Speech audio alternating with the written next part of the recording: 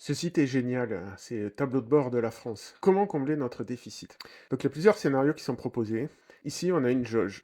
Plus ça va vers la droite, plus on comble le déficit. Par exemple, là, je baisse les retraites de 30%, hop, voilà, j'ai comblé une partie du déficit. Du coup, on peut cliquer sur ce qu'on veut et faire un peu sa petite embouille et voir ce qui marche pas, ce qui permet de gagner beaucoup ou pas.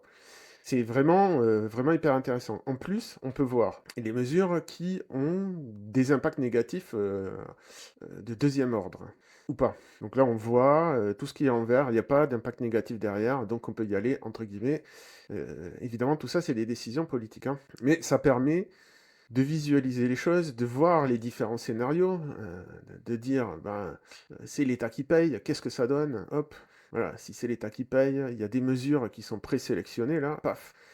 Si c'est, les riches qui payent, hop, on voit que, ah ben, ça va combler un petit peu, mais on est très loin du compte. Si c'est les pauvres qui payent, oui, ça va pas faire plaisir, mais ben, ça comble plus du déficit. Donc probablement que ça va tenter quelques gouvernements. Et évidemment, ici, on a un gros morceau, hein, c'est les retraités.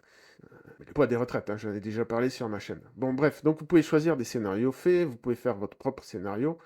Et je trouve que c'est un outil ultra pédagogique et moi j'ai envie de dire, c'est comme ça que ça devrait fonctionner, une vraie démocratie. C'est-à-dire, les gens viennent, ils font leur scénario, ils disent: «Bah, moi je vote pour telle mesure» et puis à la fin, on agrège tout ça et on regarde ce qui ressort. On prend les votes des gens directement. Moi je veux pas élire des élus, moi je veux voter pour des mesures, pour des politiques moi-même.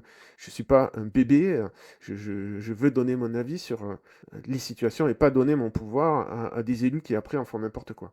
Donc, sur la base de ce site, on pourrait très bien faire ça. En plus, aujourd'hui, on a les technologies ZKP pour faire des votes sécurisés. On pourrait le faire si on voulait. On dit voilà, tout le monde a voté, je sais pas moi, pour réduire la couverture santé. Bon, je suppose que non, mais admettons que ça soit une des mesures les plus plébiscitées. Et ben voilà, paf, on la met en place. Tout le monde vote pour baisser les retraites de 15% ou pas, ou pour intensifier la lutte contre la fraude sociale. Bon, je clique au hasard, hein. Et supprimer les niches anti-climat. Alors apparemment, il y aurait des effets négatifs sur ce truc-là. Bon bref, on fait mouliner ça et puis on regarde ce qu'il en ressort. Ça serait de la vraie démocratie. Évidemment, on en est très loin. Mais il n'empêche que ce site est génial. Donc, tableau de bord de la France. Je vous mets l'adresse en description si vous voulez aller jeter un coup d'œil.